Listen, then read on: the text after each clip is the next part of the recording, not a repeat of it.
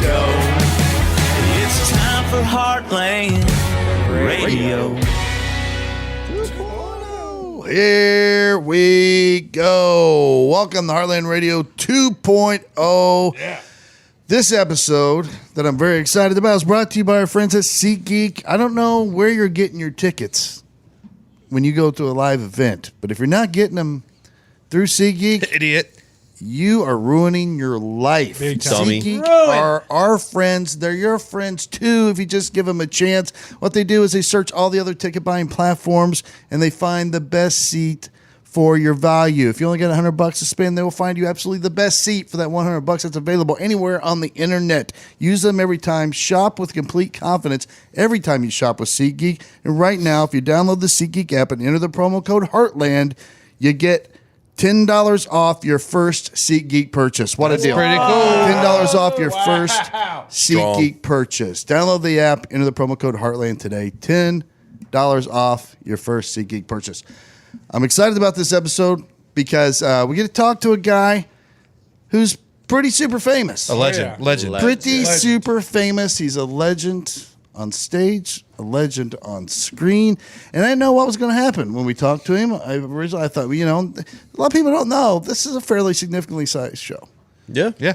He's a little bit of a wild card, too. A little bit of a wild card. Our audience, our fan base is phenomenal. Mm-hmm. They're a loyal-ass army, and when you come on the show and you knock it out of the park and you bond with us and they can tell that you're one of our friends, Just one of the guys. you now gain them as a follower. Google as gobble part of one your of us. army.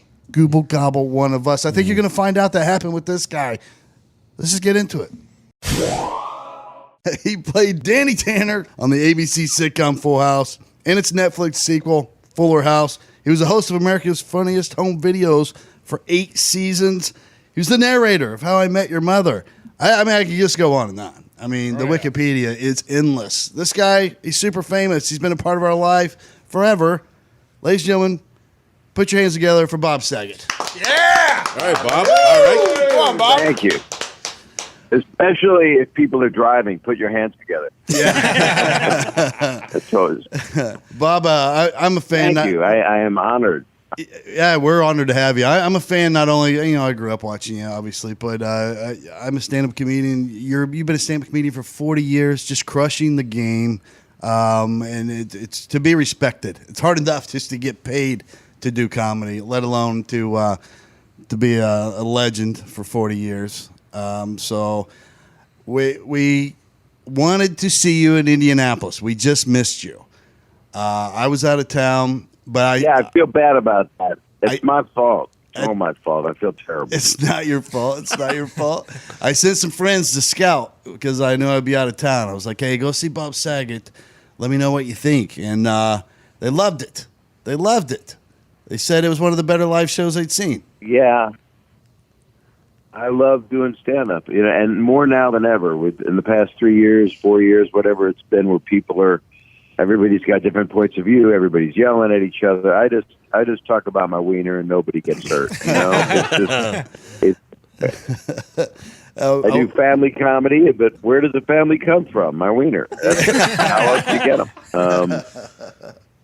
I have to say this. But I get a little more. Go ahead. Sorry. I just want to get this out of the way because I want people to know that you're hosting Nashville Squares on CMT.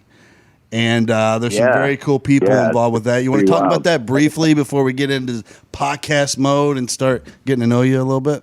Yeah. Why get to know me anyway? You pretty much can just Google me. But it's funny. For years, I was asked to do Hollywood Squares, and I didn't want to do it because it was very scripted. And Tom Bergeron, my friend, ended up doing it. And then they asked me to be on it. And I just didn't want to because you wait 7 minutes till you say something funny. But this thing is basically Nashville Squares is on CMT. It's one of their main originals. I think it's the third or fourth original show that they have. And it's got the Dallas Cowboy cheerleaders on it, all stars. But that's not why I'm doing it, because they're smart. They put them in a bus and get them away from the crew right after it's done shooting. But it's got a lot of my friends on it, and it's basically a drunk Hollywood Squares. And and everybody's, not drunk. Half people don't drink. They've been to rehab. They're smart. And then it's got my buddies. It's got Bill Engvall. It's got people I've known a long time. Gary Busey's up there. He doesn't have to drink in order to be Gary Busey. No, you're right. Really amazing people. Tanya Tucker is on it this week. She's been on it a lot. And, Marie Osmond, but people that I love a lot, like Fortune Feimster and Carolyn Ray and Adam Richmond and Dusty Slay and Jimmy Allen, just a ton of country people that I feel like I know anyway, and I met a lot of them. And then people that are just like, Ty Pennington, who's just, good looking and does home repair. So how can you dislike him? But the whole point is to have fun, and they bring out weird critters, and a lot of the people are scared. And then there's all kinds of jerky. I mean, it's a country. It's almost, it's not hee-haw. I mean, that was a comedy Laugh-In. The millennials won't know that, but Laugh-In was a show that was, it was like bit after bit, and all the stars of the time were on it. And then hee-haw was the country version. So this is the country version of Hollywood Squares, and it's really fun. We just did a ton of them, and they're running them 2 a night on Fridays, 8 o'clock, 7 Central, where you are, right? Right. And are you friends with Caroline Ray? Then there's Phoenix. Yeah, I've known Carolyn a long time. I've known her many, many years. Bill Engvall used to open for me in Dallas, and then he would do like 50 minutes, and I couldn't follow him. And I go, "Why'd you do that?" He says, "Because I can." And here we are, and I'm going, Bill Engvall, the block, I love Caroline Ray. I think great. she's the sweetest girl in the world. I'm a nobody, and one time she let me stay in her place in New York. So I was going there for a comedy festival, and I just met her, just through Indiana. I kind of know her baby daddy. We're friends, but she's like, yeah. You ever come to New York? Let me know. You can stay there. Called her out on it. No way she ever returned. So cool. I think she liked you though. That's more than a friend move. I think. I don't know. No. She was out of town. She was out of town. Place was empty. Door guy had a key for me. Are everything. You sure she wasn't like in a closet? Nick has a question for you. Bob, you mentioned you were friends with Tom Bergeron. I found that interesting because I thought there might have been a little beef there from the America's Funniest Home Videos days. Was that like a seamless transition to Tom? You just handed that gig over to him, or how did that work? No, I'm like a man who would, if I wanted to be anything but a man, I would have a seamless transition. And so I love dead air. I love dead air on radio and podcasts. It makes me happy when dead air for the people listening is when no one talks because of something I said. But Tom and I were friends. Tom and I were friends a long time, and my 8 years at the video show were just fine and dandy. I was happy to move on. I started directing a bunch of movies, TV movies, and then I went on to do some other series. And Tom went on to do more game show type stuff. And then, we've been December 8th on ABC is a special about 30 years of AFV, which it was really AFHV when I hosted it because they took out the H because a lot of people lost their homes, I guess, around the time. But that's in poor taste. That's in very poor taste. But Tom and Alfonso and I are on this special December 8th on ABC. And then I've got my new video show coming on in the new year, Videos After Dark, which will be on, they say the winter spring, which sounds like Game of Thrones, but it's 30 videos. It's let's go. Nice. Like at 10 o'clock at night. Yeah, it's naked people with scrambled signals so you can't see their parts. And but Nashville Squares is, in a way, more fun because it's really just a free-for-all. I mean, I don't know what's going on, and that's what they like about it, that I literally don't know what's going on. But I know all the music because I even sang a song on the show called Corn's My Meat. So, because that's a vegan song. So corn is my meat. I watched some It clips. don't sound right. It sounds like something nasty, but go ahead. I watched some clips. It's going to be a cool show. It's very funny. Got a lot of funny people on it. Let's get into some shit if you don't mind that we can't Google on you. Let's say, you know, you and I have never met. That's gonna be hard for people to believe, but you and I have never met. If let's say Even though I invited you to stay at my place. Let's say I go out to LA or wherever it is you live, and you are put in charge of showing me a good time for a night. What's Bob Saget into? When you go out to have fun with your boys, with your buddies, what are you doing? Are you a drinker? Are you a foodie? What are we gonna do?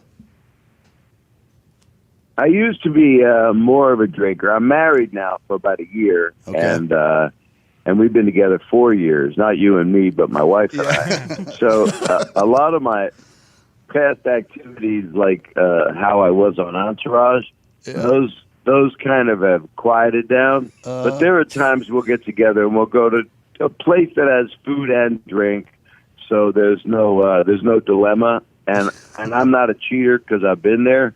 And that's not fun. So I decided to ixnay on the cheat day, and so and I'm in love. But a year in Hollywood, that's like 40 years in Omaha.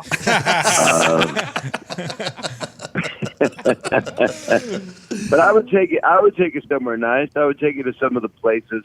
You'd probably end up at a showbiz place in LA that you end up seeing. Everybody knows each other, so it's like you're on a cruise ship with a bunch of people that had work done on their faces. Except me. I let it hang. I just let it all hang. I don't care. Just let it hang. So, but I would show you a good time, that's for sure. And we bring Caroline Ray, and you could tell her what you wore from her closet.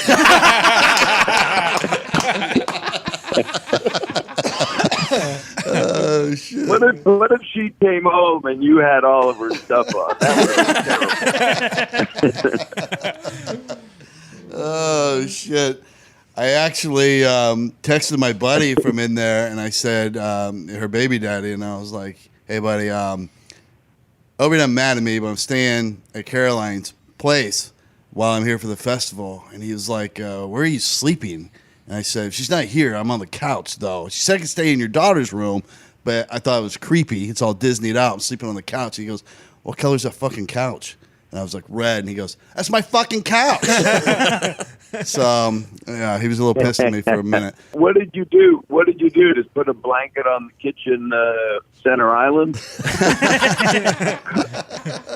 I was so afraid to mess anything in that house. I lived like it was like, I don't know, like on my own little island there. I took extra sheets. I even bought sheets at a store that I could leave with, put all over that couch. I was like, I just can't imagine if Carolyn Ray comes home from her, when she summers, and then finds like a pube or something on her couch, and then I'm this story forever of this rich house guest that she allowed in her house. Not going to let it happen. Do you golf or anything? No, you got to take your pubes with you. Yeah, I did. It's like a crime scene. I will say this: I will offer up this. I'm sorry, the connection gets weird and we echo. I apologize for that, but I would suggest double stick tape, and then you could do it without a sheet and just go over that whole couch real good and get all those pubes on that double stick tape. Boy, and then I think there's no danger then. That's sage wisdom right there. That is experience. That's some weird wisdom. Sage. Well, you could also leave the big ball of double stick tape covered in pubes right on our kitchen counter and say, "Thanks a lot, I cleaned up my pubes." Just leave a message. That's what you let for having an idiot from Indianapolis stay at your house. Time to get up. Roman's here to help you do that. Every guy wants to last longer in bed, but counting backwards from 100 or singing Mary Had a Little Lamb doesn't always work. Never. Nope. The folks at Roman, an online men's health company, are changing the game with Roman Swipes. Oh, yeah, change the game. The secret to longer, better sex. Love it. Roman Swipes are convenient, Over-the-counter wipes clinically proven to help you last longer, and the packaging is small enough to fit in your back pocket. No small packages here. They're effective, doctor-approved, easy to use, and fast-acting. No weird voice. Okay. Sounds too good to be true, right? Well, swipes are the real deal. Studies have shown up to a 340% increase in stamina after 3 months of regular use. Wow. 340%. That's a lot of percent. That is a lot of percent. It's almost a full minute. Seriously? Almost. Roman Swipes will ship to you in discreet, unmarked packaging, and each Swipes packet is small enough to hide in your wallet. What makes Swipes better than all those creams and foams out there is the desensitizing effect will not transfer to your partner or numb you. Oh, that's important. It's very important. And they're super easy to use. Just take the Swipes out of the packet, wipe it on your most sensitive areas, and wait a few minutes. That's it. It's a quick way to take your time. Keep Roman Swipes in your back pocket for longer, better sex, and get yours fast with free 2-day shipping by visiting getroman.com/indie. That's getroman.com/INDY. Hey, do you golf or anything? You got hobbies? Like, Yeah, right. what are you into? Yeah, I like to golf. I haven't golfed in a while. Most of my spare time has been working on other projects. I'm like busier than I've been in a long time. So I really do need, like, I'm really, this holiday time, Thanksgiving, I can't wait. I'm going to Chicago with my wife, and 2 of my daughters are meeting me there. At least they say they're my daughters. And we're just going to have some family time at my new in-laws' house, and I'm bringing double stick tape because there's going to be pubes everywhere. And but I like golfing. I do. Do you? Yeah, I enjoy it. I'm not great at it. I go out here and hack around with these guys some. The important thing to me in any sport is I just don't look stupid doing it. That's the only thing I worry about. Like I don't shoot very well at basketball, but I have form. That's all that matters to me. I had to do a TV movie once where I played basketball, and every time I went to make a layup, I would kick myself in my ass with my own heels of my feet. So they had to shoot me above the waist because it looked like I was doing a ballerina move. It was so embarrassing. It was one of the worst things that ever happened to me. And you're right. You can't look bad in front of people, which means I just go to people's homes and bubble wrap. I can't do nothing, I like working out. I like lifting, I like holding my wife over my head. Yeah. And I like to shake her up. I was going to comment, like, you look really jacked right now. You're always a thin guy when you were younger, and you're one of these guys, like, later in life that's kind of bulked up. So are you living in the gym? Well, I didn't mean to. No, I sometimes it's just I have lifted, and then once you do it, you can just do cardio to get rid of it, but then it's hard to get rid of it. So it's just really about cardio at this point because I like lifting, and then you have a penance to pay sometimes because then people go, "Wow, you look different." And yeah, but I mean, a lot of guys do. It's weird. I was standing next to Brad Garrett. We did an episode at The Tell the Truth the other day, and he's kind of the same thing. There's different ways you go when you get older. You either get large and round, or you just keep doing it, and muscle memory does what it does. I wish it did it everywhere, I'll tell you that. It's hard to balance a barbell on your wiener. You got to use fishing line. More sage wisdom. Hey, more sage wisdom. I'm always interested in this. I know you don't have a lot of time left. You got other stuff to do, but like, no, I'm good. I got stuff to do. Really? I don't make Steve. I got nobody. You guys are all I got. Let's go. Sweet. Come Let's on. go, Bob. Hey, so I always like to ask people that are in the industry, you've been doing TV and stuff for a long time, like what kind of TV and movies do you consume? Like what do you like to go to when you're at home in bed, you're going to watch something before you pass out? I get into different series, and there's some I like. Ray Donovan just came back. I enjoyed that because it reminds me of my upbringing.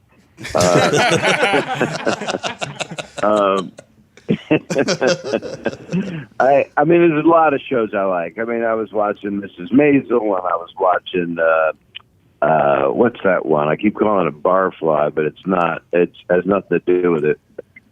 It's the British show. Very funny. Peaky Blinders, yeah. No. Oh, it doesn't matter. But yeah, it don't matter. But a lot of the, you know, there's so many places to find great TV right now. It's crazy. I mean, 2 years ago, you know, Amazon and all these. I mean, the network pop. There's going to be something called Flamba, you know, and it'll have the number one show. You know, I mean, Hulu is running a movie I made called Benjamin, and there's outlets for things that were not there before. And Apple TV, I'm watching this new morning show because it makes you feel good about all the terrible things that have happened. everything just reminds you, you know, it's all like reminding you of how terrible everything has been and how, I don't know. I try to get my mind off of stuff and try to get it to stop thinking about all the corruption and all the people that have made terrible mistakes and done bad stuff. I guess that's why Fuller House got 5 seasons, you know, which is a lot for Netflix. It is. Because it really doesn't make you think about anything. And it's good sometimes. I mean, to be the show that lets people escape, to be kind of their mental vacation, I think that is a key to longevity. And what kind of life, like, I don't know what your plan B was. I know you started stand-up very young, but did you have if this? I have never willfully given plan B to anybody. If that's what you're inferring. Good to know. You're not crushing it up in And salt shakers. Just because you mixed it in, if you mix it in someone's ice cream, that's not a felony.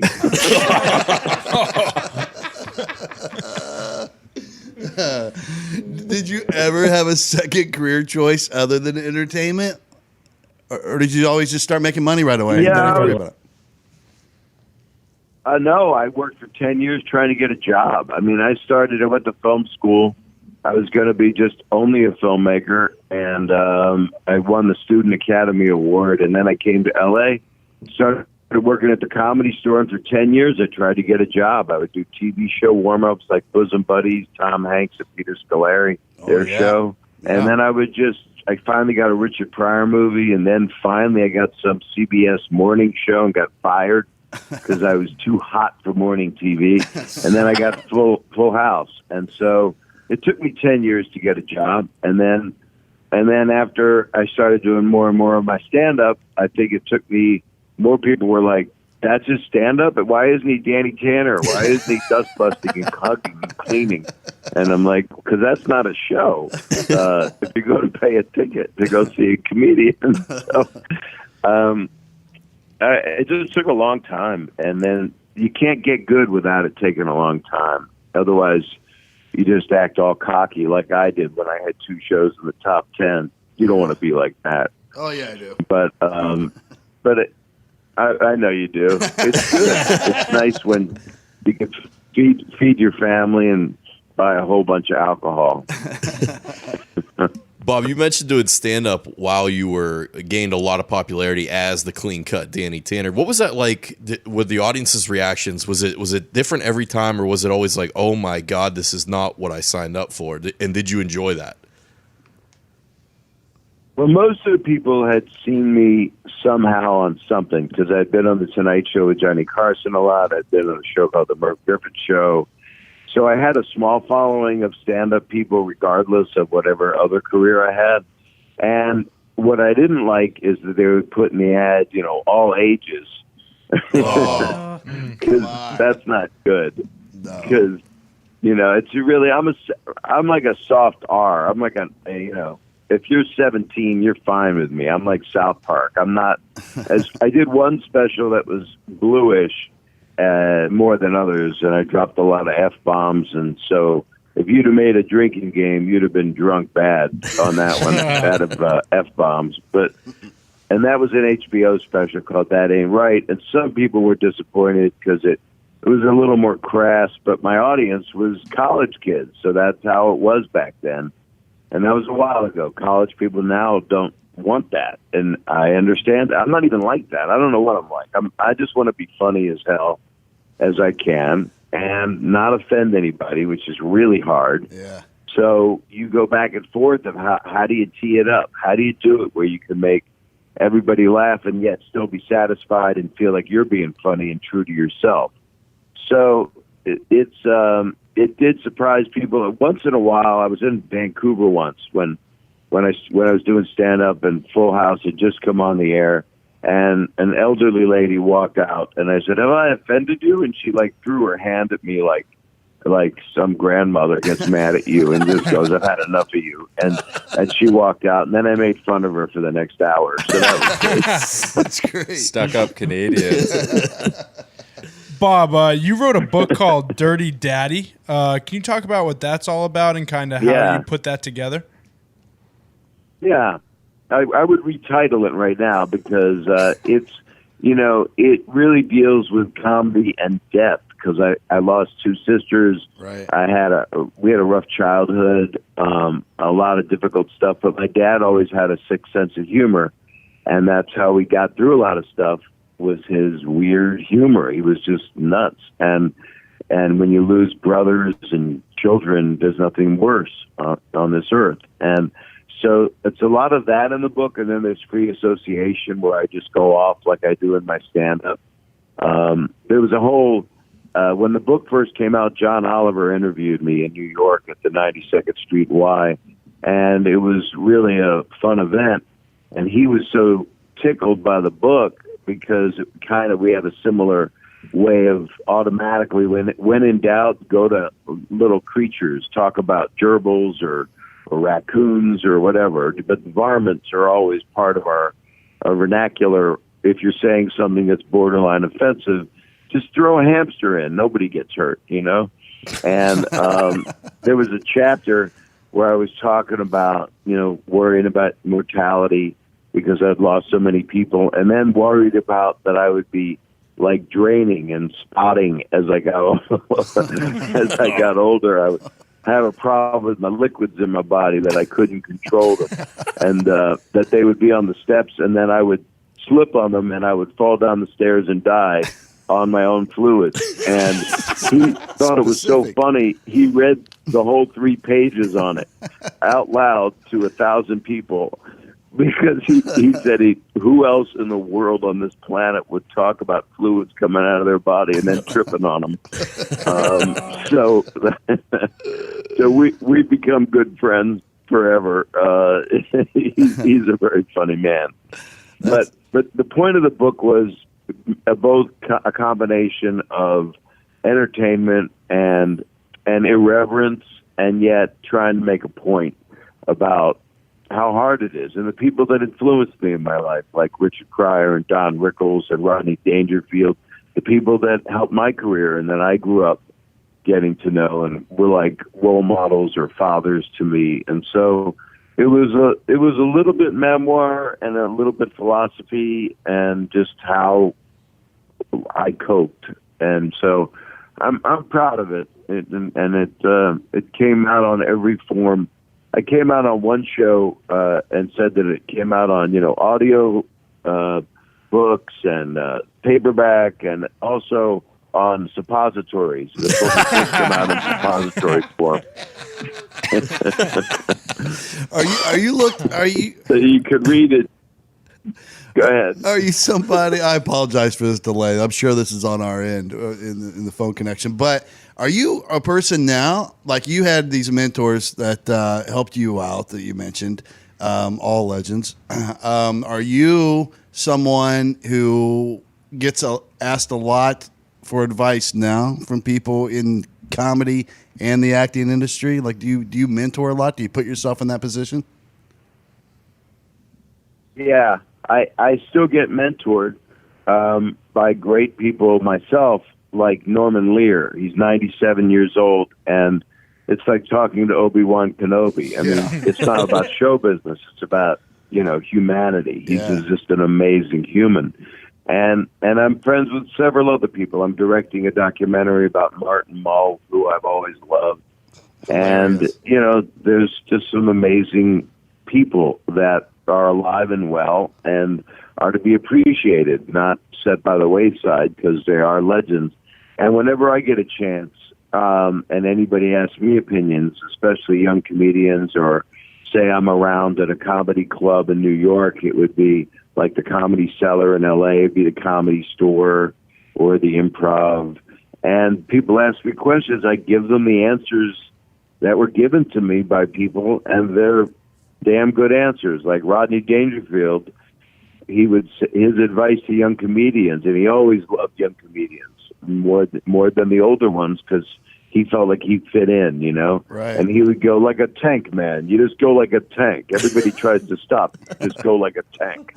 So I guess I was like a tank. I don't know. But, you know, it's just, you don't make your goal to be a star, because if your goal is to be a star, people can feel that. And that's not entertaining them. That's all about you. But if you can combine them and want to entertain them really bad and still want to be a star, for example, Kevin Hart. You can't be much bigger than Kevin in comedy. Right. And, you know, he's a mixture. He's a guy that wants to be the biggest star, but he also, there's something adorable about him, because he also wants to bring joy to people. So that's an unusual case. A lot of people, especially young people, that just are arrogant, that's no fun, because that's not funny. Right. But if they're honest about it, then it's cool. I mean, whenever you cop to the truth of who you are, I don't care if you're cocky or not. It doesn't matter, as long as you're funny and coming up with stuff that's maybe a different way to look at things, you know? Yeah. Giddy up, because if you haven't heard about Roan, you're really missing out. Oh. Yep. Roan is a men's performance lifestyle and premium activewear brand that is engineered for unparalleled quality and comfort. They are an absolute necessity for guys on the go. It doesn't matter if you're training in the gym or jumping on international flights. They are your new go-to men's clothing brand. Yeah! My favorite part about them, quality, hell yeah. The comfort, you bet. The durability, of course. The style, absolutely. Oh, they're nicer than a jackrabbit shoved up a whisker. Slap my ass and call me Sally, you're right. You are some crazy little cacti we got here.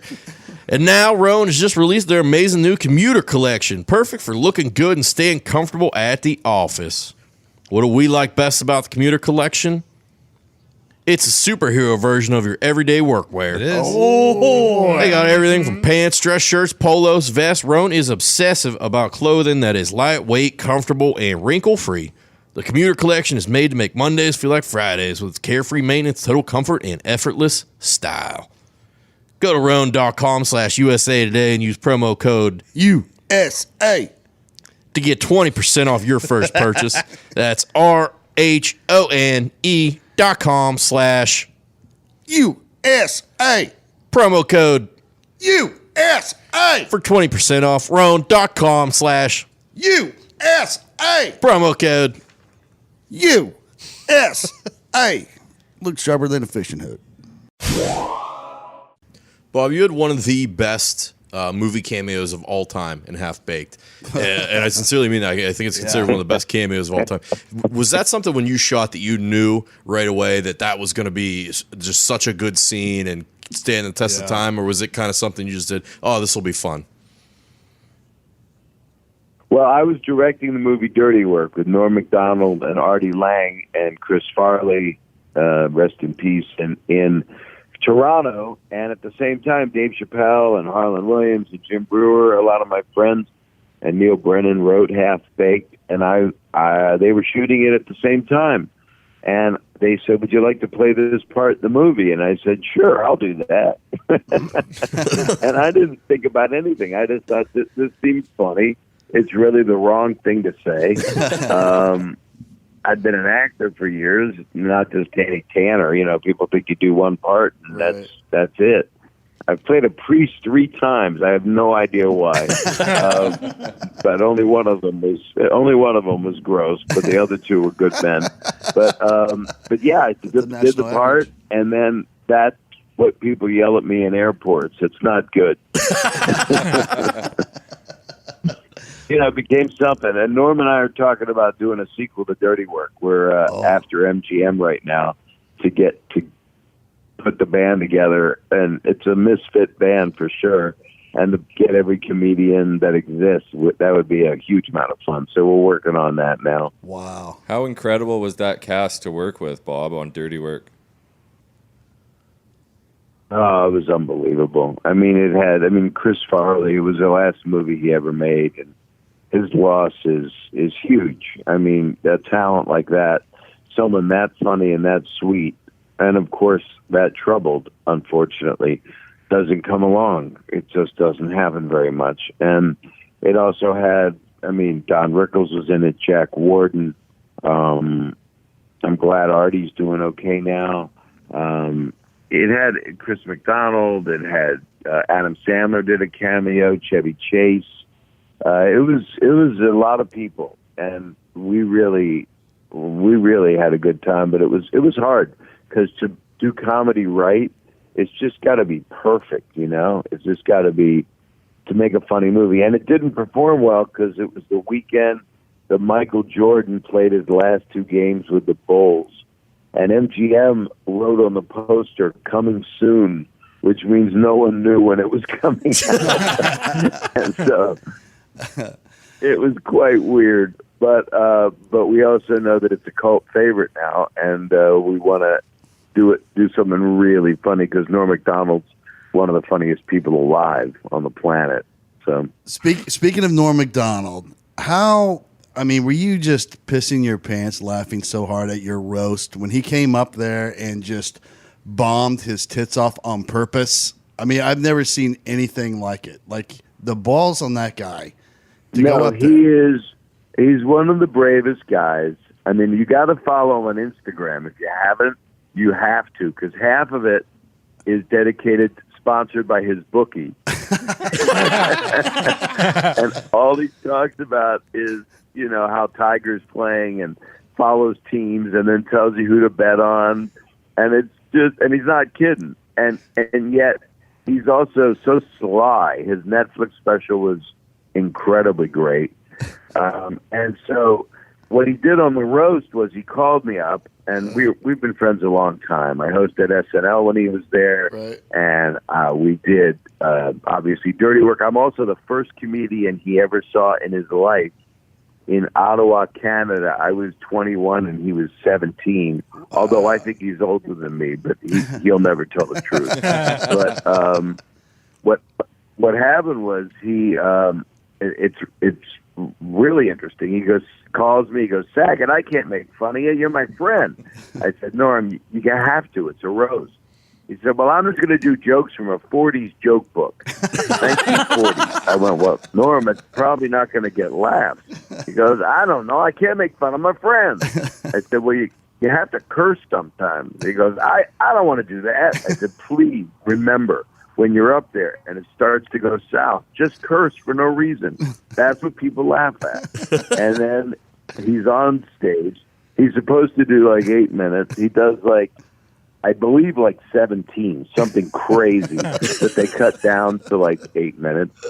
And then he starts doing his jokes. "I'm saying you got a face like a flower, a cauliflower." And then no response. No response.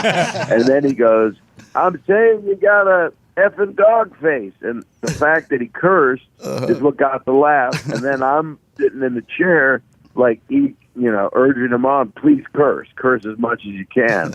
And then he started cursing a little bit more, but then he got all sentimental because we're actually friends. But the fact that it was the real unsweetened, which means no laughs, no mixing, no nothing, it got really quiet. And that I found to be the funniest thing in the world because he's so damn funny. He's just, but he does it purposely. It's like he dives into a pool with no water and doesn't care.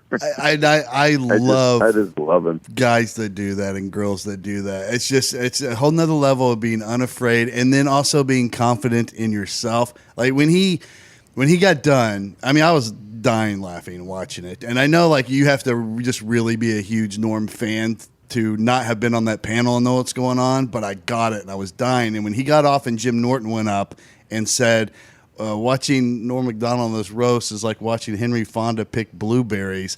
And then it didn't get a very big laugh. And then Norm comes behind it and goes, I think if I speak for a lot of people, I'd like to watch Henry Fonda pick blueberries. And it gets a huge laugh. And I'm like, that's just, he's Yoda. He's Yoda. No, you're right. You're right. And then he sat there the rest of the time holding the sports section. He was reading the sports section every time everybody else was up at the dais. He's like, they're giving their speech, and he's just not even looking. He looks up a couple times. What? I've got so many Norm Macdonald stories. I hope we get to do this movie because when we talk to each other, people really enjoy listening to us because we yell at each other, and he'll catch me in something that he claims I said that I didn't say, and then I have to defend it, and then he's just laughing that I'm defending something that he knows I'm innocent. He just starts shit. He's really great. Well, if you do it, do some bonus footage of behind the scenes shit of that going on. The Pina Colada fight scene in Dirty Work is one of the greatest scenes of all time. Oh. Yeah, and that song was not used a lot until after that movie. And the reason I used it was I used to open for Rupert Holmes, who sang the Pina Colada song. So when I was 23 years old, I got a gig in Florida at the Diplomat Hotel, and every night I heard live, "If You Like Pina Colada." And then he had his other hit, which was called Him. The flip side was Him, and the song was him, what you gonna do about him? You're gonna have to do without him.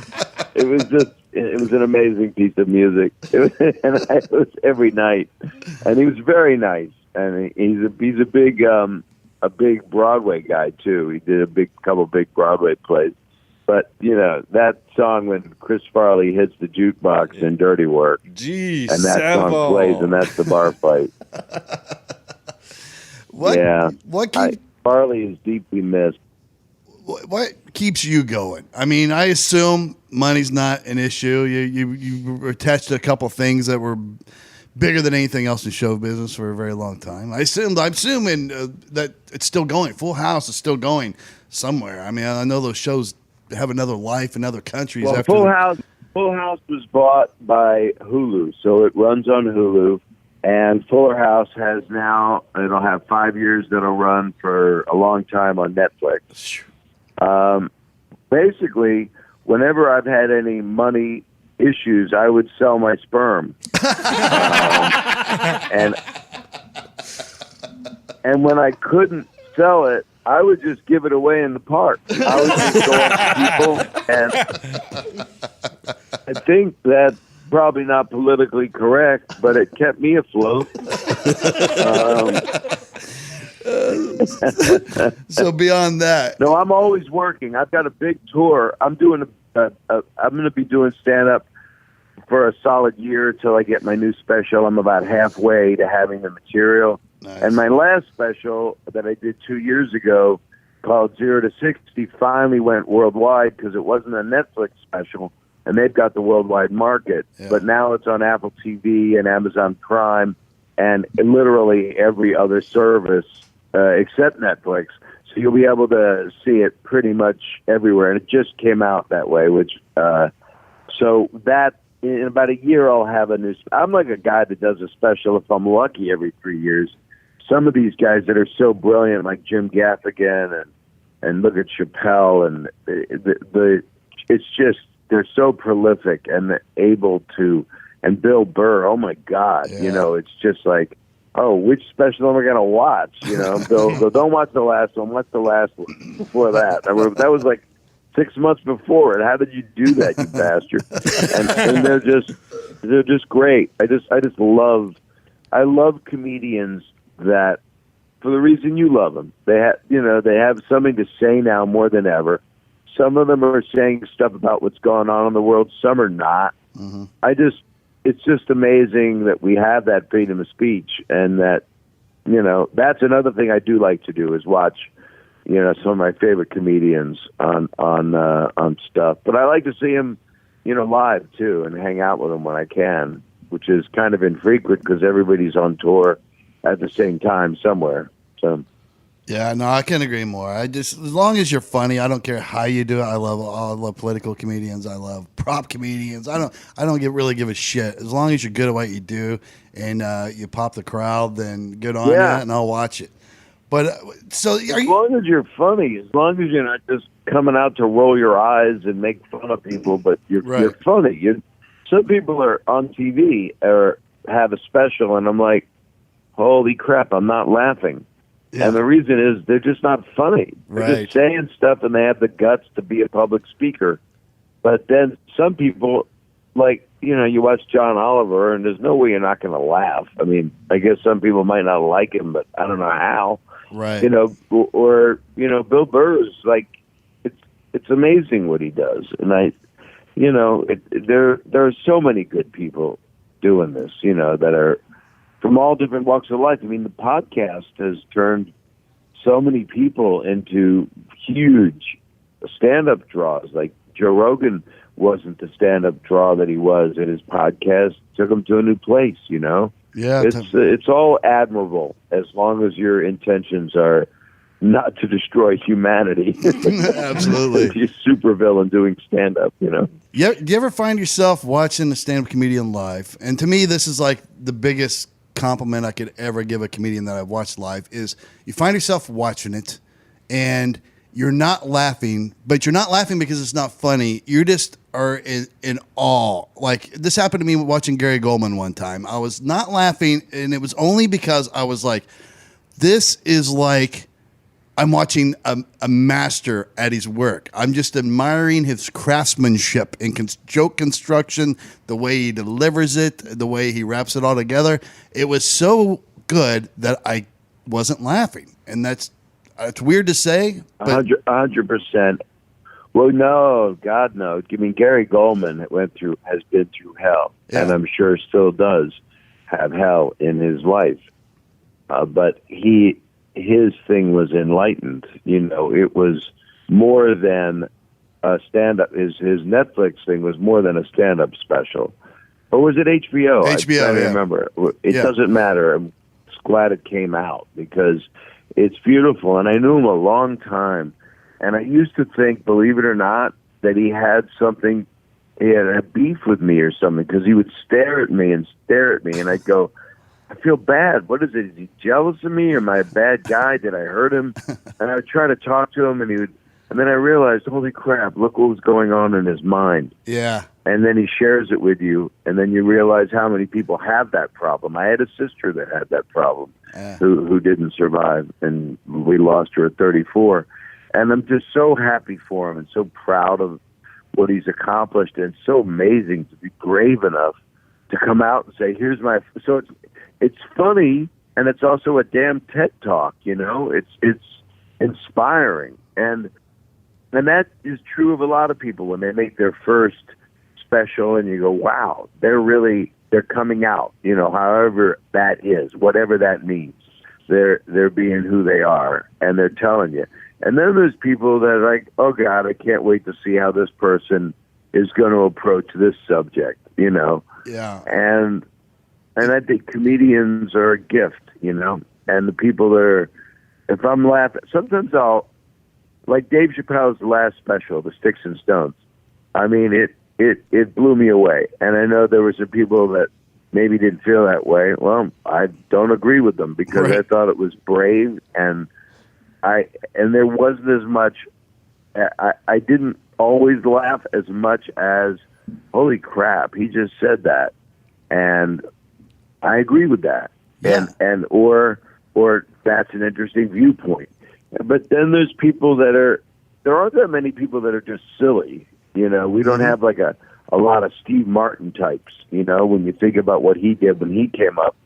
It was all just make you laugh, So I guess I do a little bit of a combo of trying to make some statements in the stuff I've been working on, and then trying to just entertain with actual stories that end in jokes, which most comedians do. Right. And then I've got a lot of music comedy songs that I do that I'm proud of. So, I mean, it's like I guess I'm a little more variety than a bunch of other people, and I've always been like that. That's just been my blueprint. That's how my friends describe I you. appreciate That to a T. That's how my friends describe you. Go ahead. That to a T. That's how my friends described when they went to see you live here in Indianapolis. They were like, it was this hilarious variety show where we got kind of two different kinds of stand up in one, and then we got musical comedy in the middle of it. So it kind of felt like they were seeing three different comedians, three different acts within one. I don't know if that's complimentary or not. Yeah, to you. there's a little. No, there's a little bit of bipolarness in what I do. Tripolar. I'm tripolar because I can balance on my unit. Yeah. Well, it's my favorite thing to do, to watch and critique stand-up comedy. I'll sometimes find myself not laughing because I'm like, oh, that's the perfect word. He used the perfect word. I wouldn't have used that word. That was so smart, and just little things like that. And I can't wait to see you live. And when I talked about you're still going, like, I just assume that there's something. You're just one of those people that can't stop moving. You're like a shark. You'll drown if you stop moving. Is that not true? I just assume so because you're so busy. That's true. Okay. I wake up in the morning feeling, unless I got a cold or something, feeling like I'm ready to go and feeling positive. And then if you turn on the news, that can clip your wings quick. But in the meantime, I really have a drive. I'm a workaholic. I was raised that way. I'm always working on different projects. There's a couple others that I'm out to go get set up to produce.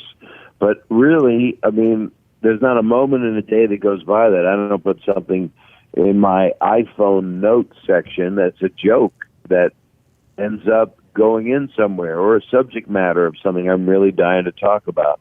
And a lot of people use notepads or however you do it, but it's an ongoing thing with me, or sometime I'll go that I have an idea for a song and then I'll start writing a song. So it's like I'm always twirling like 4 plates at once, which is a real bad metaphor because I'm doing it on my penis. Well, I'm glad you're still at it, man. Really, and actually, they're salad plates. It really ruins the middle course. Oh man, Bob, I just can't thank you enough for hanging out, and it's definitely hanging out this long. It's super cool. You can catch Bob now at a stand-up show somewhere near you. You can find it very easily. He's very Googleable. You can check out his comedy schedule. Definitely get tickets if he comes near you. Definitely watch him on CMT's Nashville Squares. He's the host. There's nobody better for that. It's on Friday nights on CMT at 8 p.m., 7 p.m. Central. I tell you what, this is a really cool thing. And then a second one at 8:30. We're running 2 back to back. Oh, really? They can't get enough of me. Nice. Let's go. Nice. Bob, this was a really cool thing to get to talk to you for this long. I hope one day next time you come through Indianapolis, hopefully we'll get to meet you in person. That it's nice to know Bob Saget is such a cool dude, right? Hell yeah. This is awesome. Thanks, man. I'm going to meet you at Caroline Ray's apartment in 2 hours, so we'll figure this out. Sweet. I think she summers soon in Maine, so yeah, we'll sneak in there for sure. Hell yeah, let's do this. All right, brother. Thanks so much. Hey, everybody give it up for Bob Saget. Yeah. Thanks, Bob.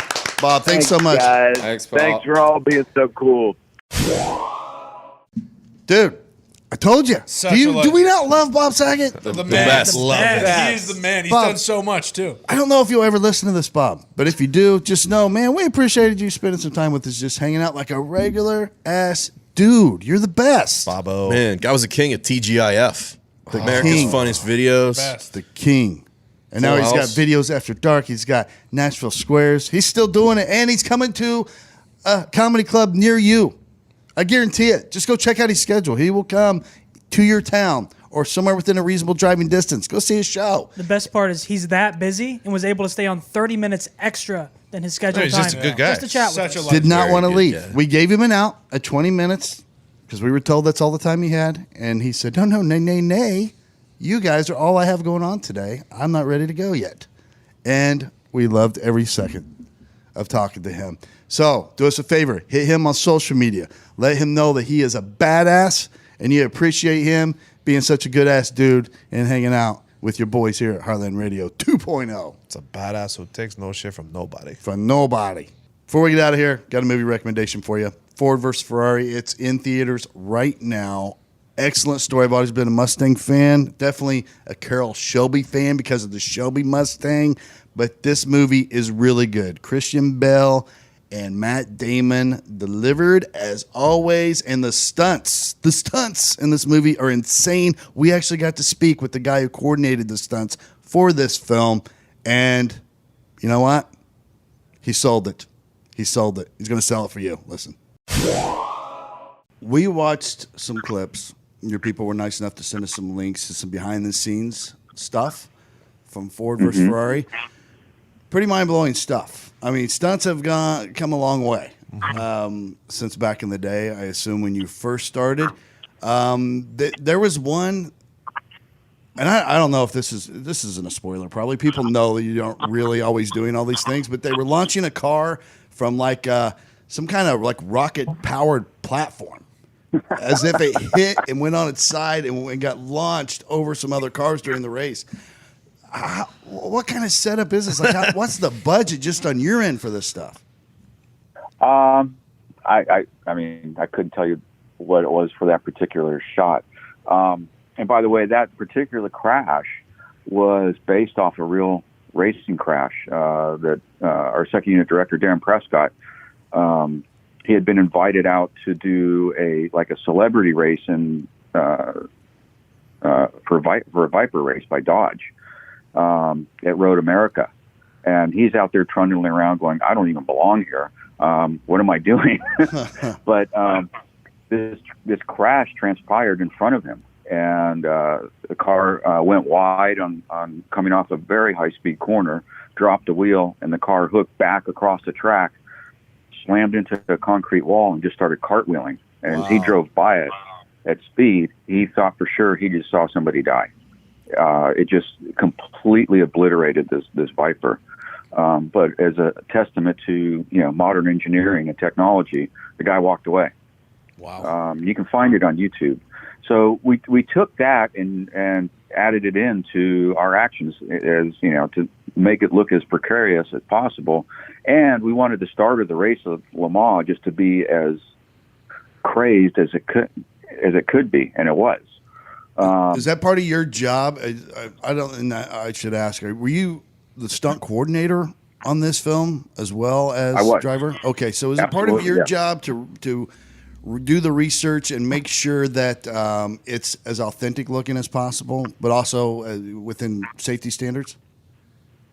So my job, James Mangold, not being a car guy, looked to me and Darren to design this stuff. And so I wrote a story for each of the three races to make them as dynamic and fun and realistic as possible.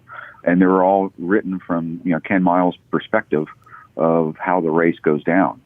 And for the Le Mans race in particular, there were some historical points that we wanted to keep in there to be accurate, along with adding in a little spice, if you will, to kick it up a notch.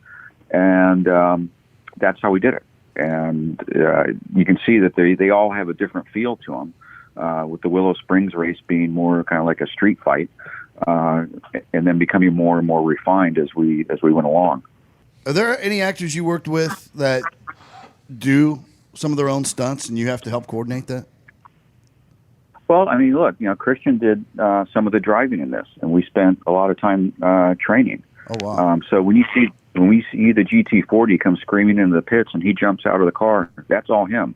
And the same thing, when he jumps in the car and lights the tires up and leaves the pits, that's all him. I spent a week with him. I took him out to Bob Bondurant's school, and there were two reasons for it. One, it's a great training facility that's designed specifically for training. And so I just kind of shadowed the instructor and worked one-on-one with Christian and guided the training as I needed. But my other hope was that he would be able to meet Bob Bondurant, who was a big part of that era, and at least be able to talk to him. And what it turned into was us training from 7 in the morning until 2 p.m. every day for a week. And then we would sit down for the next 4 to 5 hours and just talk with Bob Bondurant. And it was absolutely amazing. And the surprise that I didn't know was that Bob and Ken Miles were very close friends. So you can imagine the insight that was gotten by Christian from that. Wow. I tell you what, I love to hear stories like that. We're big movie guys, and I love to hear stories about actors like Christian Bale and Robert De Niro, these different people that really like sink themselves into their role and take it on. I understand Tom Cruise somewhat that way. Phenomenal movie. Go see it. Enough said. We're out.